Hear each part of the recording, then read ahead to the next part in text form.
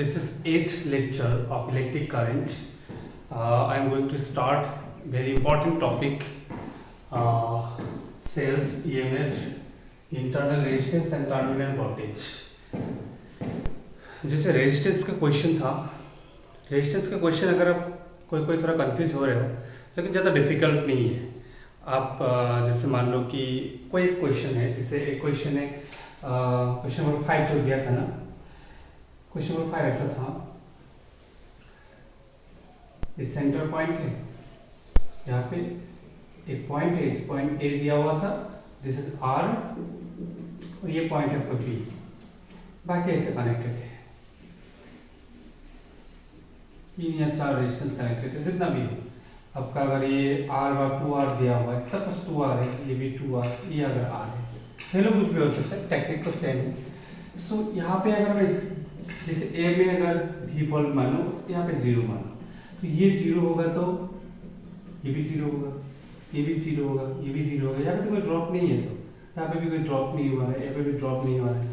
Okay, सो ये जो 0 0 जहाँ पे दिया हुआ है ना, दैट इज बी पॉइंट, ठीक है, बी पॉइंट, ये भी बी पॉइंट, सेम पॉइंट आप मान सकते हो। ए में वोल्टेज भी है, इसके बाद यहाँ पे एक पॉइंट है, क्योंकि यहाँ पे अगर रेजिस्टेंस नहीं होता, यहाँ पे भी होता तो थोड़ा आसान हो जाता, बट यहाँ पे एक रेजिस्टेंस है, यहाँ पे ड्रॉप हुआ है थोड़ा सा, तो यहाँ पे भी नहीं होगा, तो यहाँ पे मान लेते हैं एक से, अभी 3 पॉइंट है, एक है आपका ए, एक हो गया एक्स और एक हो गया बी। ओके, सो यहाँ पे वोल्टेज है भी, यहाँ पे एक्स है, यहाँ पे कितना है 0, लोग नहीं देने से भी होगा। ओके, अभी ए और एक्स के बीच में कितना रेजिस्टेंस है, एक ही रेजिस्टेंस है आर, और एक्स और बी का बीच में कितना रेजिस्टेंस है 3, 1 2 3, और सब पैरेलल। सो ये एक हो गया, ये दूसरा हो गया, ये आपका तीसरा हो गया। क्यों पैरेलल है? सबका पाथ क्या है, डिफरेंट है।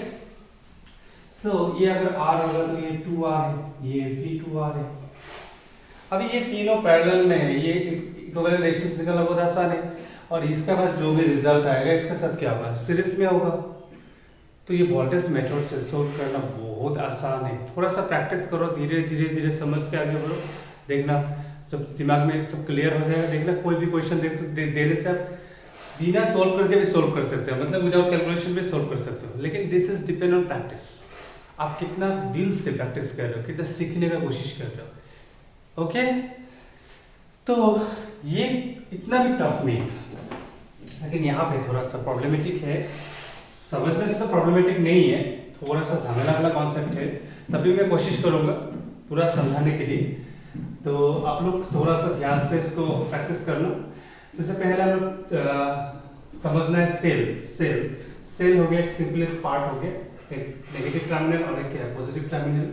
सो मैं अभी यहाँ पे इतना ही बताऊंगा, इलेक्ट्रॉन का मूवमेंट होता है आपका नेगेटिव टू पॉजिटिव। ये तो ओपन सर्किट है, क्लोज जब करेंगे तार से कनेक्ट करेंगे, तो electron will move from negative to positive, कारण इसका अपोजिट डायरेक्शन में प्रोड्यूस होता है।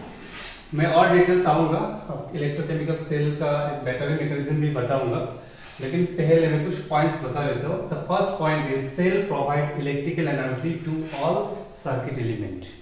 ओके, जैसे मान लेते हैं अगर हम यहाँ पे एक बैटरी कनेक्ट कर दिया,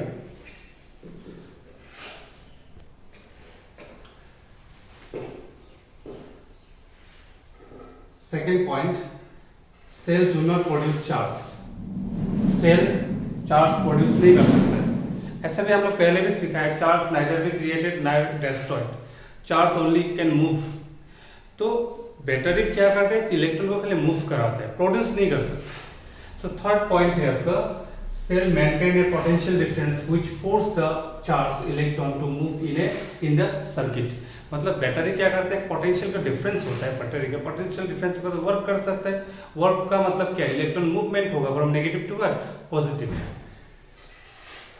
सो अभी मैं इलेक्ट्रोकेमिकल जो सेल होगा उसको थोड़ा कोशिश करूंगा, ये केमिस्ट्री का पार्ट है, क्योंकि उसको नहीं समझ के ना आप ईएमएफ नहीं समझ पाओगे। तो जैसे कोई भी एक सेल ले लीजिए, सिंपल सेल, एक सेल में जैसे जिंक का रॉड है और एक कॉपर का रॉड है, बाकी आपका इलेक्ट्रोलाइट होगा, सॉल्यूशन में ठीक है, इलेक्ट्रोलाइट मैं सिंपल ड्रॉ किया। यहाँ पे एक्चुअली बाउंड्री होता है, एक साइड में कॉपर सल्फेट होता है और एक साइड में जिंक सल्फेट होता है। मान लेते हैं कि ये जो रॉड है आपका जिंक का है, ये जो रॉड है कॉपर का है। ओके, कॉपर का है। सो इसको हम लोग बोलेंगे anode and this is called cathode. याद है मैंने बताया था थोड़ा बहुत, दो टाइप का सेल है। सो यहाँ पे क्या होगा आपका जिंक का ना, थोड़ा बहुत बताता हूँ। जिंक आयन डिजोल्व होगा इलेक्ट्रॉन को छोड़ के, इलेक्ट्रॉन लूज करके Zn+2 डिजोल्व होगा, Zn+2 सॉल्यूशन में। और यहाँ पे क्या होता है आपका, अगर मैं बाहर से सर्किट को कनेक्ट करूँ, यहाँ पे क्या होगा आपका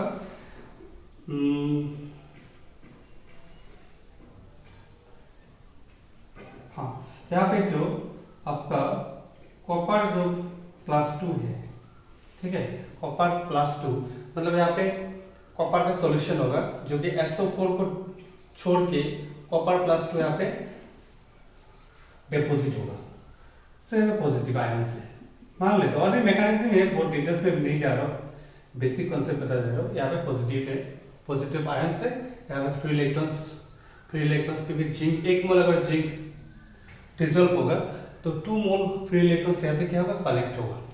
सो इलेक्ट्रॉन और ये क्यों होगा, ये जो हो रहा है ना, ये खुद ब खुद एक्सोथर्मिक रिएक्शन की वजह से हो रहा है। याद रखना, exothermic reaction, because zinc is more reactive than what, zinc is more reactive than copper. और इसको हम लोग बोलते हैं chemical energy is converted to what, electrical energy. ठीक है, केमिकल रिएक्शंस की वजह से हो रहा है। उसके बाद जब इलेक्ट्रॉन इससे बाहर मूव होगा ना, ये नेगेटिव टू पॉजिटिव मूव होगा, करंट ऑपोजिट डायरेक्शन में फ्लो होगा। फिर यहाँ पे ना इलेक्ट्रॉन जब जाएगा, फिर इलेक्ट्रॉन यहाँ पे ट्रांसफर होके आएगा। मतलब यहाँ पे ना इलेक्ट्रॉन या नेगेटिव आयन, मतलब जो भी हो, नेगेटिव यहाँ पे मूवमेंट होगा, जो कि हम लोग को थोड़ा अलग लग रहा है लेकिन यही होता है। हाँ, ये लग रहा है कि इलेक्ट्रॉन तो हमेशा क्या होता है, नेगेटिव टू पॉजिटिव मूव करता है, लेकिन ये एक्सोथर्मिक रिएक्शंस का वजह से खुद स्पॉन्टेनियस इलेक्ट्रोस्टैटिक फोर्स है इस डायरेक्शन में, उस फोर्स को ओवरकम करके नेगेटिव चार्ज या तो नेगेटिव आयन जो भी हो, ये डायरेक्शन में मूवमेंट होगा। और इलेक्ट्रॉन नेगेटिव से पॉजिटिव डायरेक्शन में एक्सटर्नल में मूवमेंट होगा। समझ में आया? अब इतना मान के चलो, एनोड से कैथोड में इलेक्ट्रॉन का मूवमेंट होता है एक्सटर्नली, और इंटरनली नेगेटिव चार्ज इलेक्ट्रॉन भी हो सकता है, आयंस भी हो सकता है। आपका इंटरनली कैथोड से कहाँ मूवमेंट होता है, एनोड में मूवमेंट होता है। Okay, so the full form of EMF is electromotive force. The definition is the potential difference between two electrode. ये जो एनोड और कैथोड है ना, these are called electrode. ये नेगेटिव इलेक्ट्रोड है, पॉजिटिव इलेक्ट्रोड है, दोनों का बीच में जो पोटेंशियल डिफरेंट होगा, टर्मिनल भी बोलते हैं कभी-कभी, of cell when no current flows open circuit. मतलब हम लोग बैटरी को जब खरीद के लाए हैं ना मार्केट से नया बैटरी, तो दो टर्मिनल का बीच में जो पोटेंशियल डिफरेंस है, that is called EMF। Okay, so EMF ये इससे डिनोट करता है, that is potential of positive terminal minus negative terminal का पोटेंशियल डिफरेंस। देखो, जैसे मान लो कि पॉजिटिव टर्मिनल का प्लस क्यों हो जा रहा है ना, पॉजिटिव टर्मिनल का बैटरी वोल्टेज से मान लो 10 और नेगेटिव टर्मिनल का वोल्टेज है आपका -3, तो डिफरेंस कितना होगा? हाँ, नंबर स्केल में कितना डिफरेंस होगा आपका, कितना होगा? 13 होगा, 13 डिफरेंस होगा।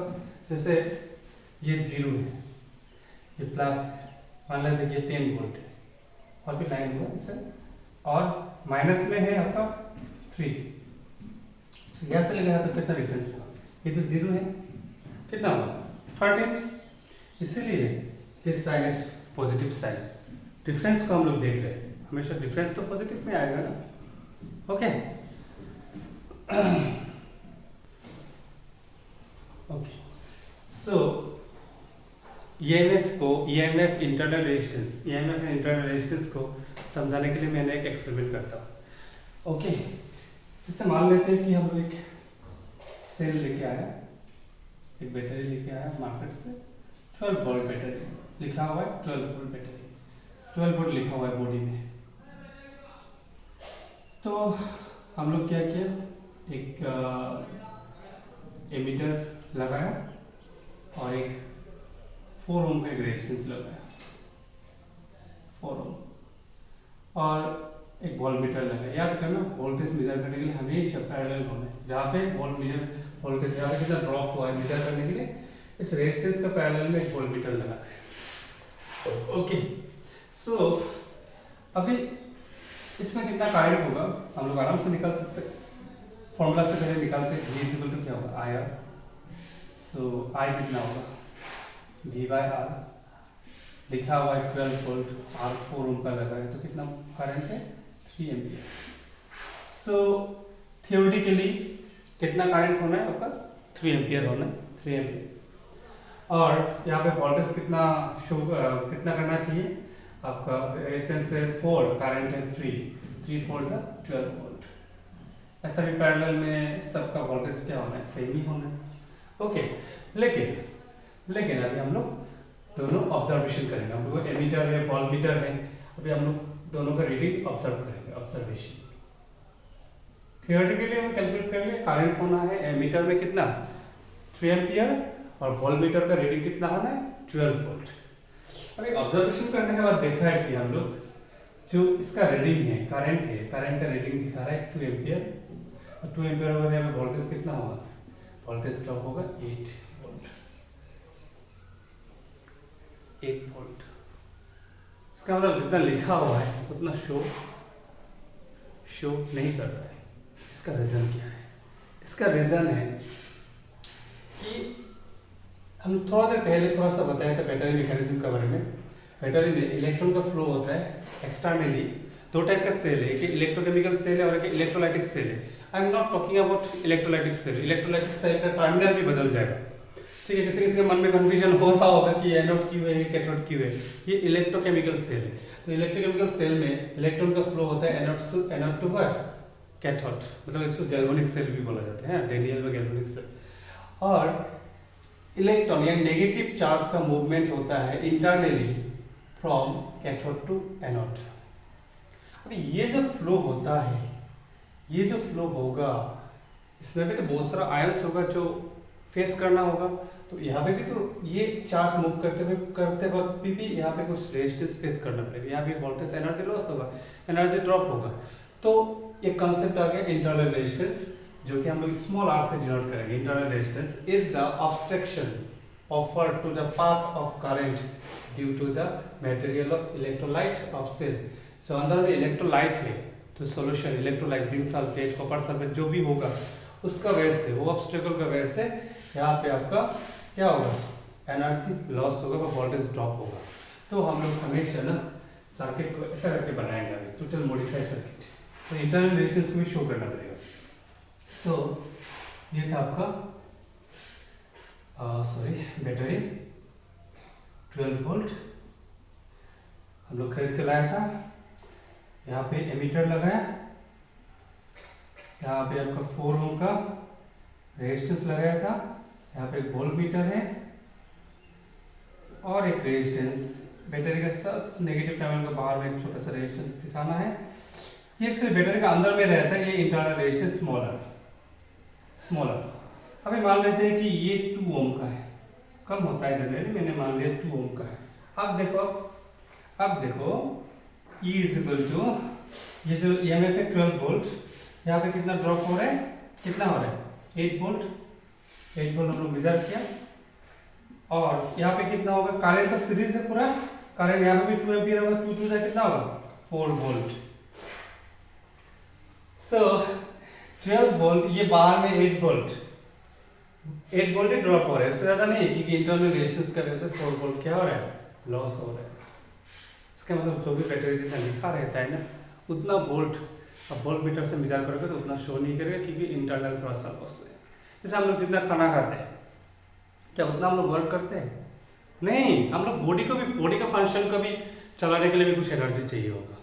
जैसे 100 जूल हम लोग खाया, मतलब फूड एनर्जी मिला, उसमें से 50 वर्क कर लिया, बाकी 50 क्या होगा इंटरनल फंक्शन के लिए आपको खर्चा होगा। सिमिलरली यहाँ पे EMF E is equal to ये क्या होगा IR है, करंट को पूरा सर्किट में I मान लिया, करंट से सब में सेम होगा तो R हो गया यहाँ का रेजिस्टेंस जहाँ पे हम लोग डिवाइस लगाया है, प्लस यहाँ पे क्या होगा I इज स्मॉलर। ये हो गया आपका एक formula, important formula. Okay, EMF is equal to main dot is equal plus I to R। तो इसको थोड़ा मॉडिफाई भी कर सकते हैं, दिखाई दे रहे हैं ना, मॉडिफाई भी कर सकते हैं, मॉडिफाई करते हैं। EMF is equal to IR, sorry IR is equal to क्या होगा EMF माइनस कैपिटल IR, इसको भी लिख सकते हो। तो R इज इक्वल टू क्या हो जाएगा, R इज इक्वल टू हो जाएगा EMF by capital I minus R। This is the formula of internal resistance. Internal resistance measure करने के लिए कभी भी फॉर्मूला चाहिए होगा। हम लोग इससे और एक फॉर्मूला बना सकते हैं, जैसे IR plus capital IR plus capital I small r plus capital I into capital R is equal to EMF। I common ले लो तो क्या होगा R plus capital R is equal to EMF। I कितना हो जाएगा EMF by small r plus capital R। ये सबसे इम्पोर्टेंट फॉर्मूला। कॉन्सेप्ट एक ही है, ये कॉन्सेप्ट अगर समझ में आ गया ना, बाकी आप कोई भी फॉर्मूला खुद बना सकते हो। नेक्स्ट हम लोग को जानना है factor on which internal resistance depend. Internal resistance किस किस के ऊपर डिपेंड होगा। पहला पॉइंट है area of the plate, area of the electrode. Electrode का एरिया बढ़ने से इंटरनल रेजिस्टेंस घट जाता है। ओके, नेक्स्ट है number 2 distance between electrode. Electrode का बीच में कितना डिस्टेंस है, डिस्टेंस ज़्यादा होगा तो इलेक्ट्रॉन को ज़्यादा, चार्ज को ज़्यादा फाइट करना पड़ेगा कहाँ तक आने के लिए, एनोड तक आने के लिए, तो आपका इंटरनल रेजिस्टेंस क्या हो जाएगा, बढ़ जाएगा। Number 3 concentration. कॉन्सेंट्रेशन ज़्यादा होने से भी इलेक्ट्रोड का, इलेक्ट्रोलाइट का अगर कॉन्सेंट्रेशन ज़्यादा होगा, मतलब आयन ज़्यादा होगा, तब भी आपका ट्रैफिक क्या होगा, ज़्यादा होगा, तो इंटरनल रेजिस्टेंस क्या हो जाएगा, बढ़ जाएगा। Number 4 temperature. टेम्परेचर ज़्यादा होगा तो इंटरनल रेजिस्टेंस कम होगा। Okay, so these are the 4 factor where internal resistance depend on. So ये जो यूनिट मैंने बताया काफ़ी कॉन्सेप्चुअल है, कोशिश करना, और ये केमिस्ट्री से भी थोड़ा रिलेटेड है। Next I will start Kirchhoff's law.